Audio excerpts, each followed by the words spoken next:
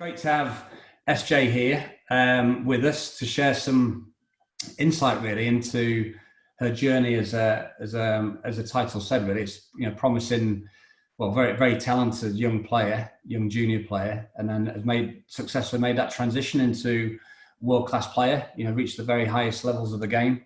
So it was really to hear from SJ and just lead her in. But I mean, obviously, I've known SJ a long time, and obviously was around when she was a successful junior and been away at European championships with her and things like that. So I've kind of seen that jump and that transition that she made successfully. So SJ, really, maybe first of all, welcome to you and thanks for coming on. But my first kind of question to you really was to ask you a little bit about the early days, where it all started, and then maybe lead into your journey as a junior player before we get into the later bits. So yeah, just in your words, really. Yeah, thanks for inviting me on. I first started playing when I was about 5 at a really small little club in Sutton Coldfield called Four Oaks Squash Club. Still there today. Has 4 or 5 courts, 4 I think, 4 courts, and still has an honesty bar. So it's very old school still. My dad used to play there as a team player, self-taught, slightly interesting technique, interesting shot choices and that. So that's where I started playing, but he didn't try and teach us himself. He took us down to the junior sessions on a Sunday, and then I started playing there. And then we moved when I was 8 to Kenilworth in Warwickshire, where I'm still currently based. So I started playing there when I was about 8, and then probably I think when I was about, and again, like just going generally down to the Saturday morning squash coaching, and then maybe made it up from the bottom group to the middle group out of 3, and really, like, the coaches that were doing most of that were actually generally volunteer coaches, and even to this day, a couple of them are still doing that now every Saturday, and it's just fantastic effort really, and those people are invaluable to getting the juniors started and getting them enthusiastic about squash as well. So I think I like going down there, and I've got a twin brother, and we started, we've always had a rivalry over everything. So we had that automatic kind of rivalry as we started to be able to play games and things. But I think when I was about 10, maybe 9 or 10, we had a new coach at the club, who many of you may know, a guy called Steve Townsend. I started probably started about then, actually, having sort of some individual sessions as well as the group sessions, and then also had so I was probably doing one individual session a week, the Saturday morning coaching, and I can't remember if it was on a Tuesday or a Thursday, another kind of group session, and there was probably me and there's probably like 4 or 5 boys in this group with me, all similar age, and we had this big rivalry between all of us. We're friends, but had this rivalry, and if one person got better, everyone else sort of had to catch up, and you had to find a way to catch up because you didn't want to get left behind, and always have to wait ages if you're playing 3/4 or something for another go. So that was kind of where I started playing a little bit more. And then I think when I was a little bit older, when I was about 10, 11 I think maybe, Steve was my coach still, and he was started suggesting that I play some little local tournaments.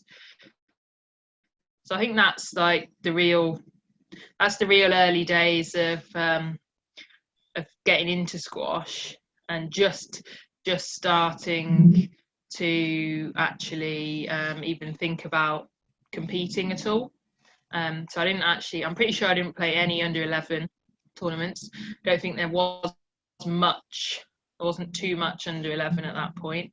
But I'm pretty sure I started playing a little bit under 13 when I was about 11. Not particularly successfully either, I will add. One of the crux points that I always think about was I was playing a lot of tennis as well at that point, probably playing a similar amount of tennis to squash. And I went to the Warwickshire Tennis Championships, and I got battered in the first round, and then I got battered in the plate as well. And then literally the next week, I went to the Warwickshire Squash Junior Champs, and I came 3rd out of 4. Pretty sure it was at Covent North Warwicks, if my memory serves me correctly. I came 3rd out of 4, and I was in the team. So I was like, oh, great! I've managed to come in the team. I was quickly brought right back down to earth when I was shown the handmade green skirt that I was going to have to wear to play for Warwickshire under 13s in. As at that point I was refusing to wear any skirts or anything like that. It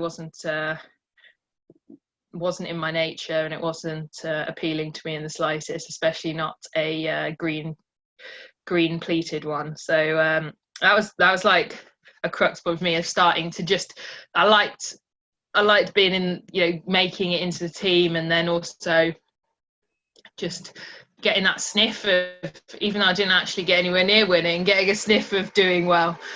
And SJ, how did you find it? Obviously, you said you had kind of competitive nature against your brother. Within that team, was it mostly boys that you were competing with, and how did you kind of find it being the only girl or one of only a few girls within that team? Yeah, my club, I think in my age group, it was mostly boys that I was playing with. But I think because I'd always grown up with my twin brother, I'd done everything against him. For me, there wasn't I didn't really have an issue with training with, competing with, playing against boys. Especially, I think it probably helped that I wasn't any smaller than them as well, because I was quite tall even at a young age. I was always taller than my brother, so I was never the smallest one, which kind of physically, you're not feeling. I wasn't feel physically intimidated. But I think as well, at primary school, I played kind of any sport that I could for the school and things. So I used to play for the boys teams in the football and the cricket and things like that, because they didn't, they just had a boys team for those. They didn't have a girls football team or girls cricket team, but there's nothing stopping me playing in those. So I used to play for the netball team or the rounders team and things with the girls as well. But I was quite used to competing with the boys too. So I think it's quite important to kind of normalise that as much as possible for as many players as possible from a young age. And that I think sometimes it's like all the girls go over here, all the boys go over here. We can't mix you, even though actually, like, maybe some of them, obviously it doesn't work from standard wise or too much of a physical difference. But when it does, I think it's really great. And actually, for me, just meant that there was that competition. There was more competition, and actually, even within that Tuesday or Thursday session, you didn't want to, even when you're just doing a drill, you didn't want to be the one that was losing. So SJ, when you got on the national scene, so obviously you got your early years and the background in your home county and club, but when you got onto the scene at the national level and you started coming to like national championships and national awards and so on, how quickly did you realise, well, actually I'm pretty good at this sport and I want to get quite serious about this? Yeah, I think it took a few more years after that. I think the highest I ever got under 13 might have been about number 13 in the rankings, and then at under 15 I got a little bit high. I definitely got a little bit higher, and I started to challenge those top players. I think only when I was about 14 was actually even number one in my county at my age. I was number 2, I think, at under 13. So, and for half of under 15s as well. So it wasn't like I was a front runner from the start or anything like that. And I remember having a big upset to get to the semi-finals of the under 15 nationals. And then quite promptly got put in my place in the semi-finals. But I still enjoyed the feeling of, I think, defying the odds. And I don't think people, even at that stage, are expecting that upset from me. But I think the person that probably expected it the most was probably Steve, who was still coaching me from then and for a long time after that. So he was, what I always say he was great with me was the fact that he wanted me to play how I wanted to play. In himself, he's a very steady player. He was always a very steady player, but I think he realized quite early on that my interest in squash was a lot from playing angles and hitting the ball hard, then hitting it soft, hitting with lots of spin, hitting with lots of cut, trying to send people the wrong way. And also that physically I was a very different build and physique to himself. So there was no point trying to get me to play like he played. And he actually just wanted to help me maximize play the way that I enjoyed playing, so that you actually have the love for the game, but also maximize the potential you have by like using those strengths as a base for your game. And I think it was probably only when I was probably about 15 or 16 where I also then I think started doing a bit more training on the physical side, that I actually started to really challenge at national level for the sort of top couple of places. And there was still, you could tell there was still a lot of skepticism about the way I was wanting to play and choosing to play, because it was almost a bit backwards to how everyone else was thinking. All the other kind of coaches and things were trying to teach their players to hit really nice straight drives first, then when you've earned the right, go and play a different shot and open the court up. But we were trying to play a slightly, I was playing how I enjoy playing, which was attacking from the word go and just finding a way to hit the ball the opposite side of the court to my opponent, and even better if they go to the other corner as well. So I think, and then, like I said, when I was about 15 or 16, that started to kind of actually improve, and I started becoming a little bit more consistent with my squash. Wasn't quite so erratic, which comes with the attacking territory. And I think, and then the next kind of step was, so I'd made the semi-finals at the under 15s, and then I actually made again had a big upset from 2-love down in the semi-final to make the final of the under 17s. The more I played, the more I kind of got the taste for doing a little bit better on this stage. And then you get to go so that was on the national stage. Then I got to go to kind of the European juniors, and I think I got to the quarterfinals the first time. I was 16 in the under 19s, got to the quarterfinals, and I think I came 5th in the end. And I was like, oh wow, I love this. I want to do better. And then the next year, up to semi-finals, and then also went to the World Juniors and made the quarterfinals there, which was an insanely strong year at World Juniors, won by Raneem, but also had Joelle, Aniao, Deepika was a very strong junior. I lost to Camille Serm as we weren't low. There's a lot of players there. And again, I think I was seeded to get to the last 32. And so I had 2 big upset wins to make the quarterfinals. And I think that's, again, I think I've always thrived on that.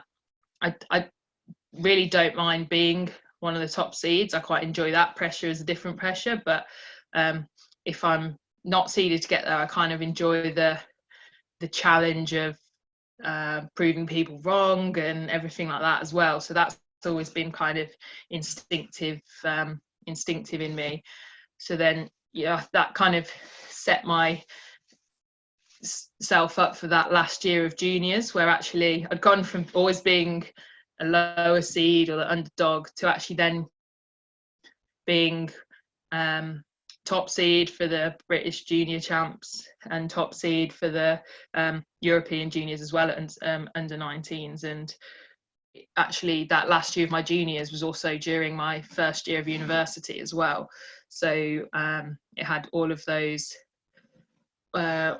challenges and everything that come along with the massive change when you go to university. Yeah, at what point did you make that decision? I mean, because you obviously came through to the highest levels later in your junior career, and I remember you always been a talented player. And then, at what point did you think, actually, I want to be a squash player? Was it whilst you were at university, or was it before university? And you thought, well, I want to get my degree first and then go and play, or at what point did you think I want to be a player? Yeah, to be honest, I think it didn't really cross my mind when I was finishing sixth form and going to university, even though a lot of the other players were going professional when they were 18. I think there was something about me that didn't quite feel ready. But also there was the kind of normality of all of my friends at school were all applying to university and going to university. And I think, from what I can remember now, it just seemed like that's what I was going to do. I think there's always that underlying chatter as well around my squash, that certainly not from my coach or my parents or anything like that, but just in general that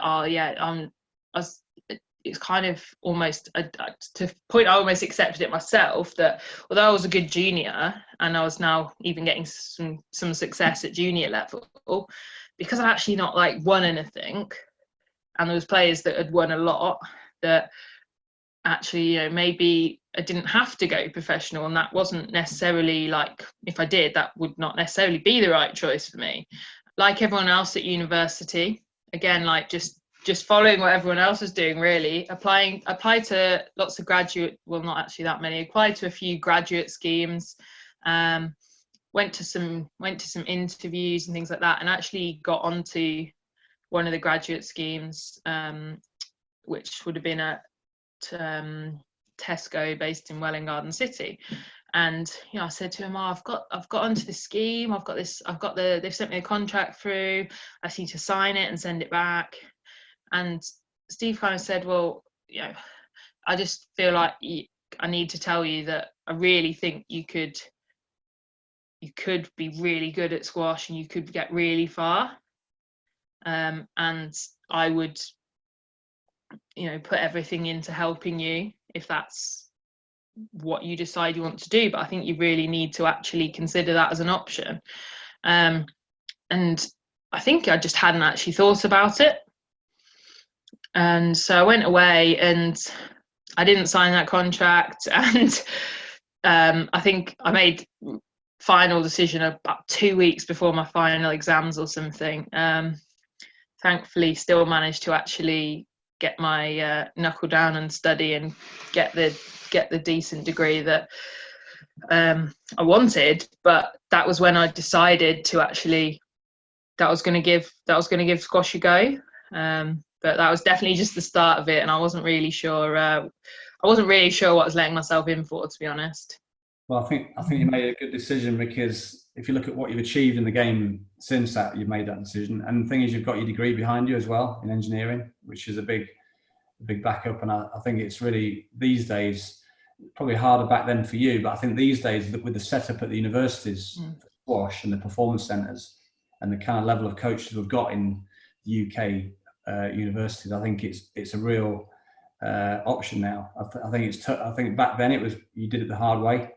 But I think given the talents that you've had as a racket player, you've done so well. But more importantly, and this is what I wanted to talk about, making that transition from where you've been to a world-class player like you've done isn't just about gifts and talents and being good with the racket and expressing yourself when you're younger. As we know, a lot of it is about how you apply yourself.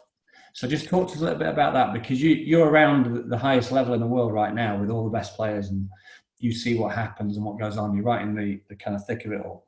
But to achieve what you've done requires that special kind of application that any world performer needs in any industry.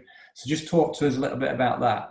Yeah, absolutely. I think the first bit is probably not long after where I was just talking about before, after my exams and I'd finished university, and I was like, right, now I'm going to play squash. And in my early days of that, I think knowing a bit more, having done a bit more of my personality type a few years after, it kind of really came clear why I was doing that. But I hated having a plan.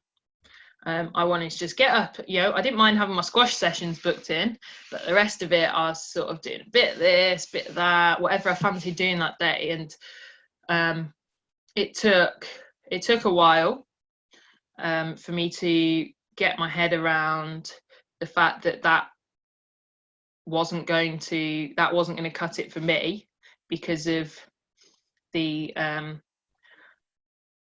amount of work I needed to do physically to just get my body to where I wanted it to be able to perform, but also to keep it there and stop it being injured, to be what we call robust. And I think when I finally started adhering to a plan and saw the benefits and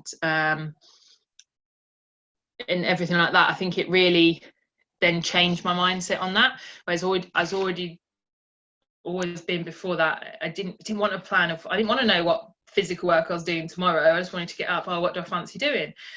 So I think that's a kind of bit of journey that's going to be different for every player. And I think if someone had really pushed me too early on in that process to be really rigid with my training, and no, you must do this, then I think I already didn't like some of the training. I think I would have been really tempted to actually just sack it off and just go, maybe I will go and get that job then. I'm not enjoying this. Nobody turns professional and is automatically doing exactly what they need to do. Even now, what I was doing 2 years ago is different to what I do now. And it's a kind of, I think the phrase is something along the lines of, like, do your best, and when you know better, do better. And I think that's kind of, although it started then, it's still really pertinent, relevant now for me. But I just think the real takeaway when I look back is that I think I was supported a lot during those early years, particularly by Steve, my coach then. He was my coach till I think I was 25. So for the first four or 5 years of that PSA career. But he always encouraged me and made me think about why I was doing things, or whether I was doing enough. Did that work? Did this work? How can we do this better? Thinking about things critically like that. But at the same time, I don't think he ever pushed me too far to do something to the point where I didn't enjoy things, or I just, like I said, I could have pushed me down a different sort of rabbit hole, and actually it let me find my way as a squash player. I think that's kind of, I think the overarching thing for me is that every squash player is different, and it's finding how you can encourage them and help them on their journey. And people do need a push, like seeing when they need a push or when they need like a bit of help, and they're quite different things. So I think that's something that's really interesting when I look back on that kind of transition for me.